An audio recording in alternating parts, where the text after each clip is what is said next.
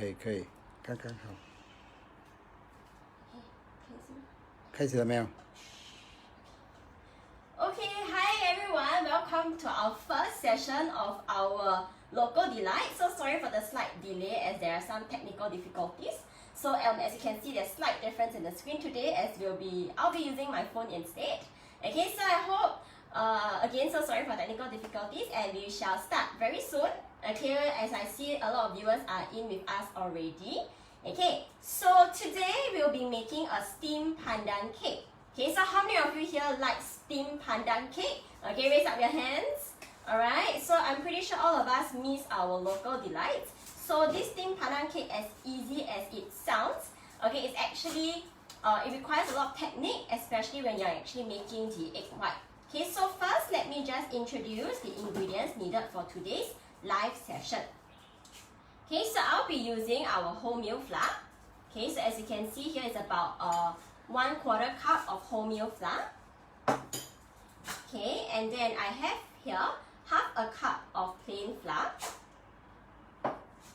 Okay, 1 tablespoon of corn flour. Okay, half a teaspoon of baking powder. A tablespoon of oil. 2 eggs with my egg yolks separated. So my egg yolks are in the bowl while my egg white is actually in my mixer. Okay, and then we have 1/8 teaspoon of cream of tartar. And of course, okay, we have about 6 tablespoons of white sugar.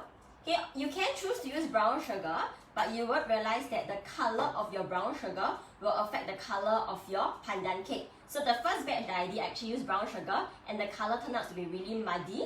Okay, so if you prefer something that is bright green, then of course my recommendation is actually for you to use the white sugar instead. Okay, and then we'll require pandan leaves. Okay, so we're not using any artificial coloring or flavoring. We're actually going to use fresh pandan leaves, and we're going to blend it together with our trimmed coconut milk, about 2 tablespoons of it, to extract the juices. Okay, so now, okay, let's start. Okay, so the first step here is actually to create our pandan juice extract.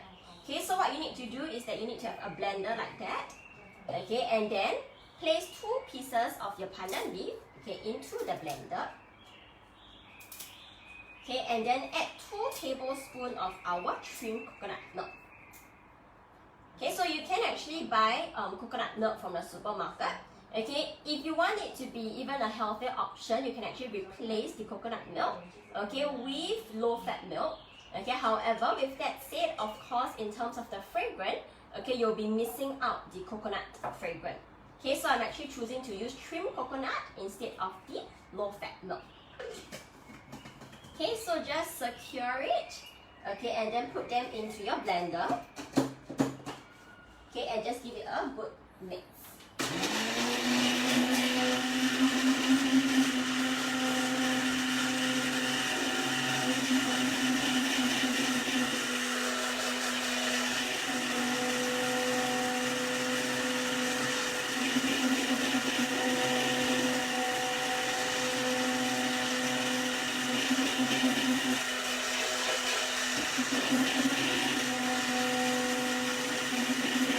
Okay, so you really want to blend it so it's very smooth, so it will take a couple of minutes.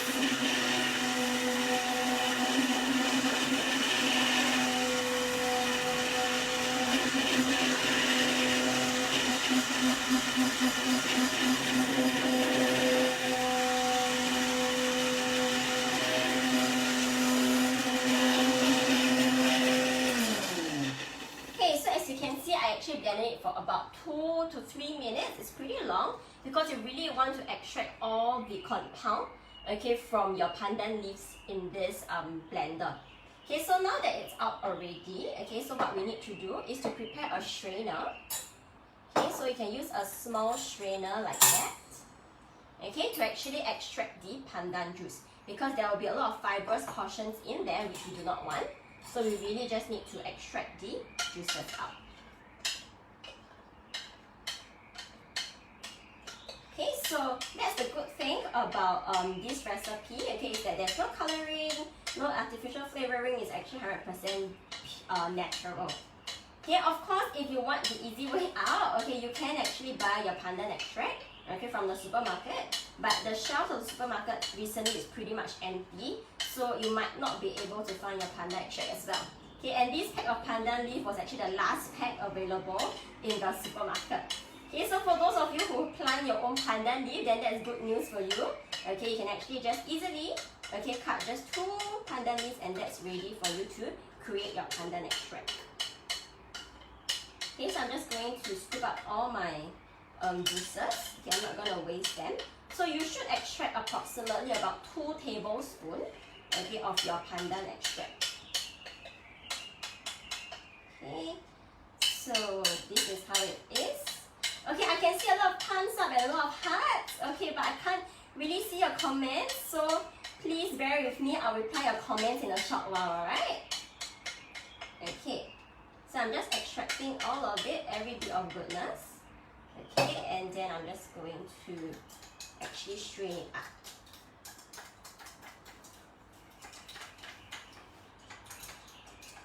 Okay, so you can see the color is really nice and green. Okay, so once that is done, okay, just make sure you extract all the juices and you'll see a lot of fibrous portion left within the strainer. Okay, so I'm just going to show you how it looks like.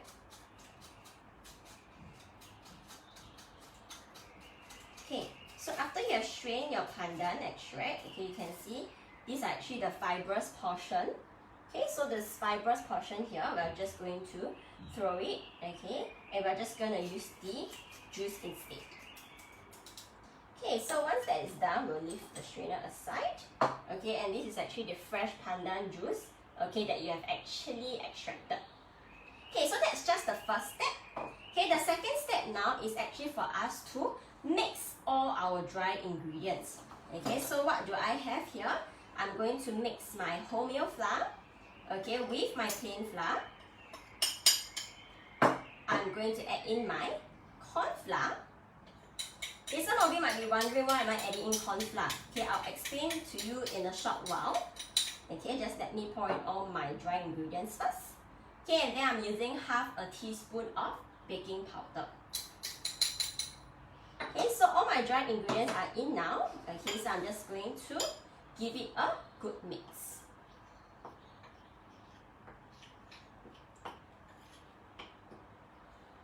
Okay, so after mixing them up like that, okay, we are ready, okay, to add them to our egg mixture. Okay, so I was saying, right, why am I adding in corn flour? Okay, because for this recipe, what is ideal is that you can use cake flour, okay, instead of plain flour. Okay, however, you may not be able to find cake flour in the supermarket during this period, so you can actually create your own homemade cake flour. So how do you do that? Is that I've actually replaced 1 tablespoon of my plain flour with 1 tablespoon of corn flour. Okay, and that is actually how you create your own homemade cake flour. Okay, so talking about flour, why do we choose to use cake flour? It's really because cake flour has lower amount of protein. Okay, so when you actually create this cake, okay, it will actually be more spongy, okay, and you'll be fluffier and lighter. Okay, if you're going to use 100% plain flour, you may not be able to achieve the same consistency. Okay, so some of you also might ask whether I can use 100% wholemeal flour. Okay, the answer is for this particular recipe, it is not recommended. Okay, reason being that wholemeal flour has quite high protein content. So if you're going to use a wholemeal flour, 100% of it, your cake here will be actually pretty dense, okay, instead of light and fluffy. Okay, so in this case, my recommendation is to use cake flour. If you cannot find cake flour, then add a tablespoon of corn flour, okay, to your plain flour and make it as a homemade substitution to your cake flour. Okay, so this is actually what I've done.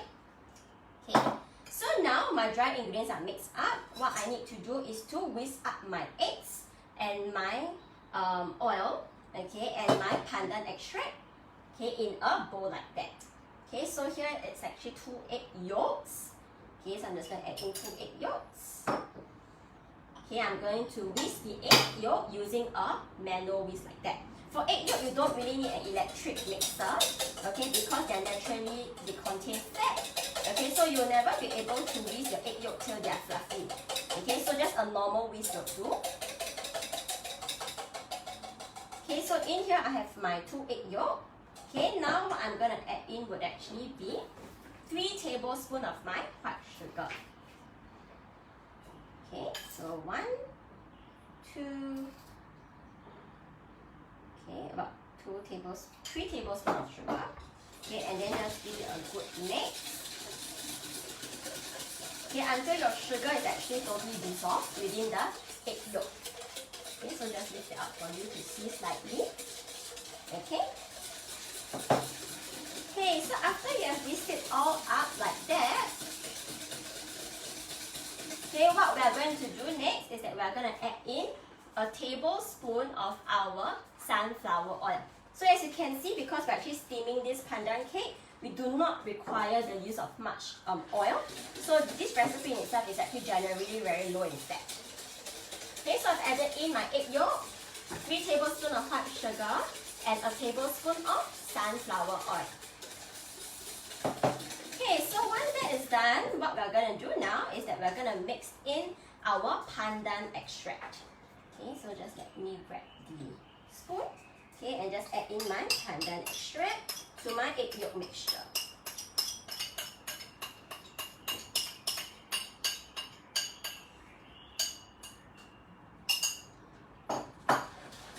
Okay, so now you will see a nice light green, okay, from the whisking of my egg yolk, okay, and my pandan extract. Can you all see the nice green color? Okay, so now that it's all mixed up, right? Okay, what we are gonna do now is that we are going to, okay, add in our dry ingredients. Okay, so add them in parts, okay, and make sure that you actually mix them until they're well combined.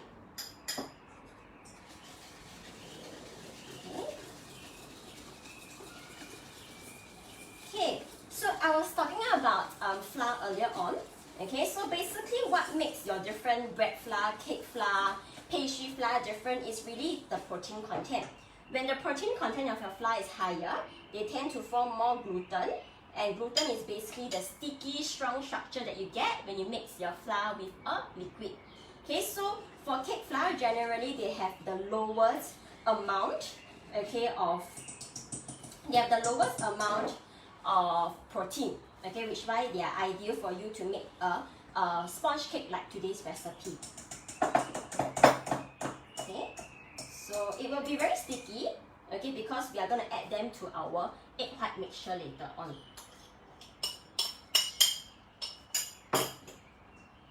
Okay, so just continue to give it a good mix.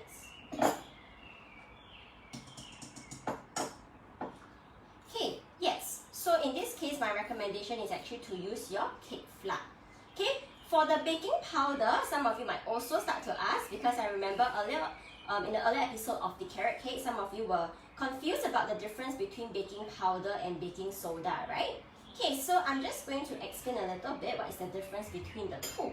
Okay, the difference between the two is really, okay, baking powder, okay, is actually made up of your baking soda, an acid, and a starch. So for baking powder, it's often used in recipes that do not require any acidic ingredients. Okay, so what do I mean by acidic ingredients? They are things like, you know, your brown sugar, lemon juice, yogurt, vinegar. So sometimes your recipe calls for acidic ingredients like that.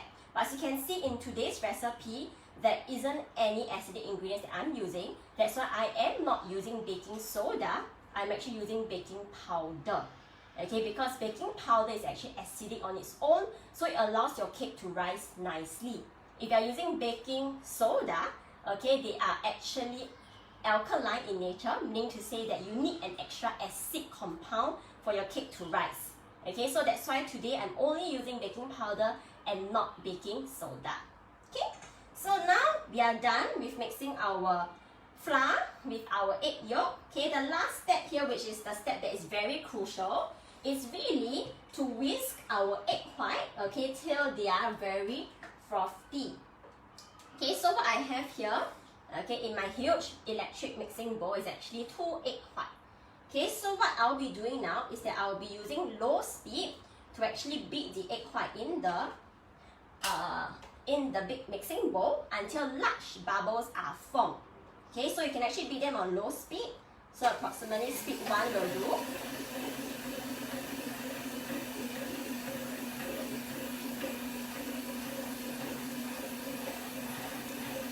Okay, so now I'm just going to lift it up for you to see, okay, what large bubbles means. Okay, so large bubbles basically look something like that. Okay, you don't, just a little bit of huge bubbles on the surface. Okay, then at this very moment here, what you will do is that you add in the cream of tartar. Okay, so I'm just going to show you, this is actually cream of tartar. Okay, why is cream of tartar necessary in this recipe? Is because cream of tartar is actually a kind of acid that will help to stabilize your egg white. Okay, so this cream of tartar is necessary, especially when you are baking goods like meringue, souffles. Okay, whereby you need to create a very light and fluffy egg white. Okay, you actually need to use cream of tartar. Okay, so when large bubbles start to form in your egg white, okay, you add in 1 teaspoon of your cream of tartar, and then continue to use low speed to beat the mixture until very small bubbles are formed. Okay, so I'm just gonna do it and show you how is it like.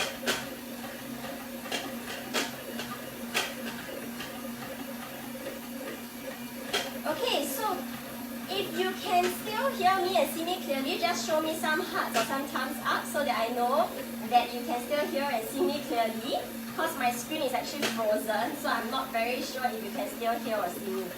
Okay?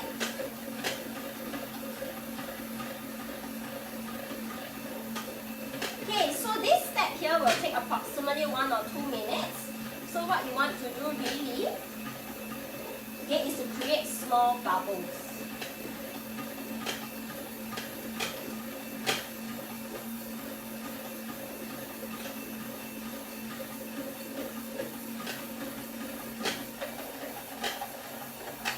Okay, so that's about 2 minutes. Okay, so I'm just going to take it out and show you what small bubbles look like. Okay, as you can see, there's a lot of tiny small bubbles in here. Okay, slightly different from what you see in the previous mix. Okay, so now we have small bubbles already. What we are going to do is that we are going to add in, okay, the remaining portion of our sugar, okay, which is another 3 tablespoons of sugar. We're just going to add them in. And then we're going to use high speed to actually whisk it until it forms a peak, okay, a stiff peak. So these will take approximately 10 to 15 minutes. So some of you might be wondering whether is it possible to do it by hand.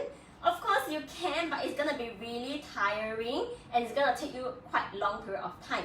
Okay, so for this particular recipe, I would suggest that using an electric mixer is actually the easier way to do it. Okay, so I'm just going to do it on high speed. Okay, even as you're doing high speed, okay, make sure you also move your hands because you actually want to create more air into this egg white such that it will be light and fluffy. Okay, so this step is actually the most crucial step. Okay, so you can actually just whisk it up like that.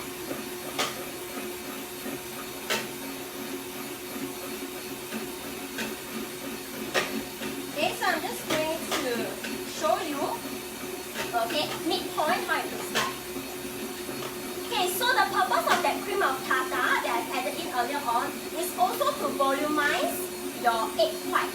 Okay, when you add cream of tartar in, you can actually volumize your egg white by approximately 8 times. Okay, and that is essential in our sponge cake like today's recipe.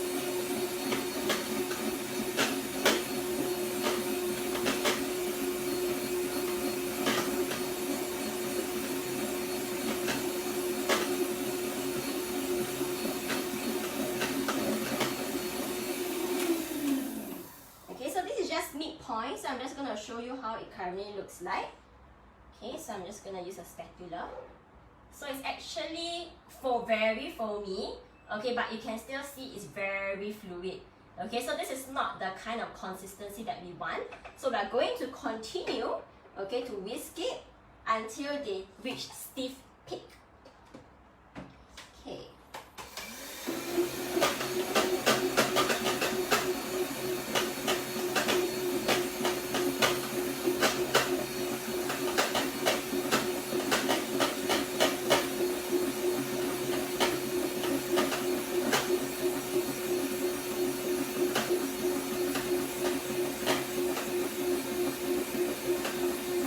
see many viewers today, so I'm pretty sure all of you here likes to eat pandan cake.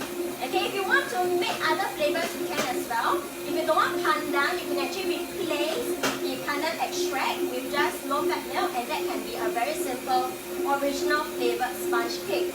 If you want it to be chocolate flavored, you can also. You can either add cocoa powder or you can add some melted dark chocolate as well to replace the pandan extract, and what you will get will actually be a chocolate flavored sponge cake. Okay, so this is the step whereby you're going to work out your arm muscles a lot. Okay, so make sure that you do it rapidly.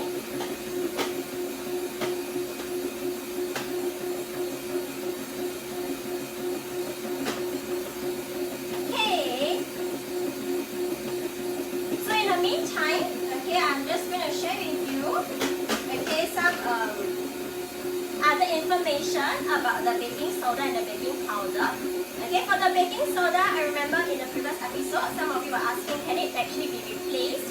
Okay, can it be used to replace your baking powder? Okay, and the answer is no, because if you're going to use your baking soda without an acidic ingredient, your cake will turn out to have a very metallic taste, and it's quite soapy in taste as well, because your alkaline, which is the baking soda, do not have an acid compound to react with. Okay, as a result of that, the taste of your cake would actually turn metallic. Okay, so which is why it's really very important here that you want to establish the difference between baking powder and baking soda. Okay, so as you can see now, okay, this is how stiff cake actually looks like. Okay, it's very solid, not fluid anymore. Okay, so I'm just going to show you. Okay, gonna bring it up to show you. Okay, so this is how stiff cake looks like. Okay, so if you're gonna use your hand to whisk it, it will probably take really long. Okay, so this is how it looks like. Okay, so now what we're gonna do is that we're going to mix in. Okay, we're gonna mix in the remaining flour ingredients as well as the pandan mixture that we have done up earlier on. Okay, so just let me to scrape down. Okay, scrape down the excess egg white that is still coated on my mixer. Okay, so what's important here is that you will notice that your egg white is very light and fluffy. Okay, so you need to use a spatula to fold in the flour mixture. Okay, you don't want to use a whisk, because when you stir in your ingredients, you're actually deflating the egg white. So if you want your egg or your sponge cake to be light and fluffy, okay, you need to fold in your ingredients in order for it to be light and fluffy. Okay, so what I'm going to do now is that I'm going to mix in my ingredients in parts.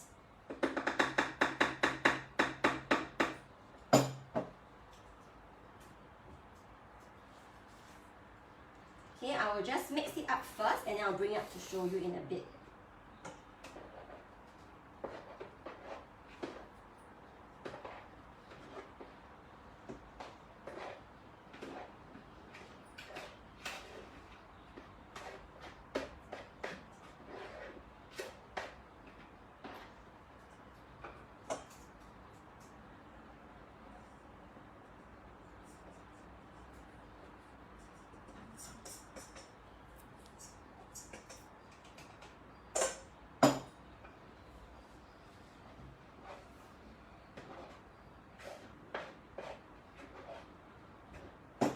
Okay, so lightly fold in, okay, in this kind of motion, okay, because we don't want to deflate our egg white.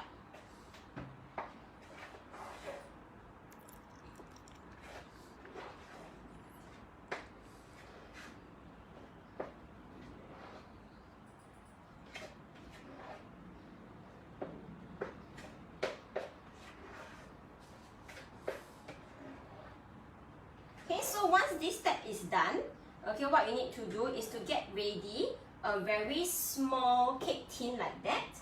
Okay, so for the cake tin, because the portion I'm making is pretty small, okay, so you only need about a 5-inch size of cake tin.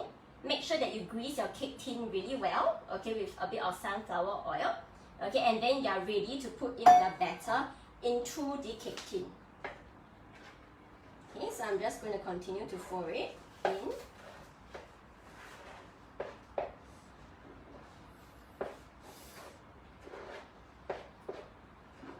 Okay, so your cake mixture should still be really fluffy.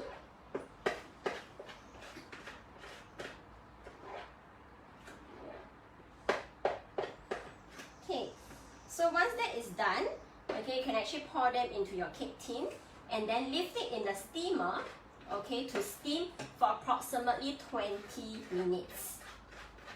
Okay, so I'm just going to scrape the sides.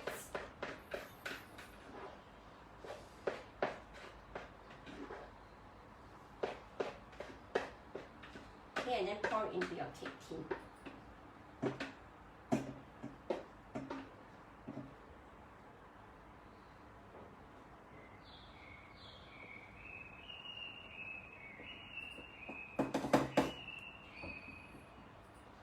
Okay, so when you are trying to spread out the mixture, just make sure you actually push them from the center.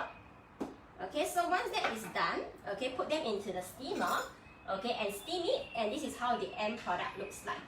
Okay, so you can see it makes a lot of difference, okay, when you actually add in a little bit of that corn flour, as well as making sure that you actually whisk your egg white nicely. Okay, so this is how the end product looks like here. Okay, so I'm just going to try it, okay, for you to see.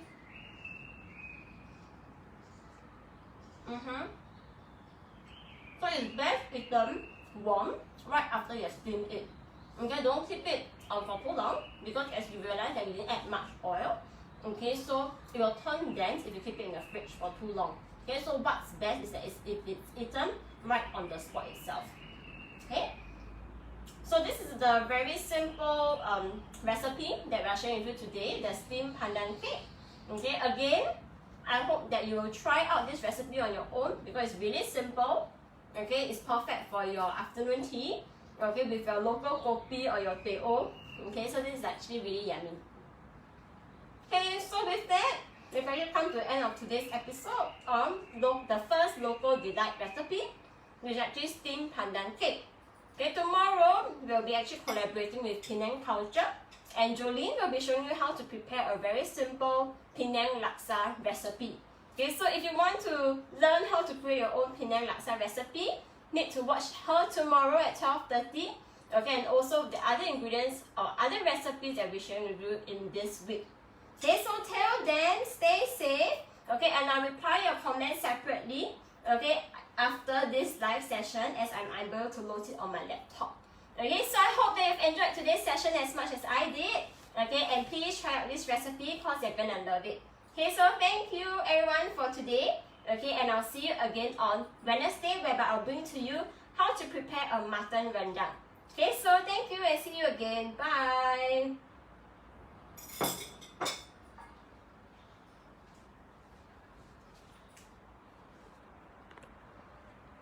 You know, unfinished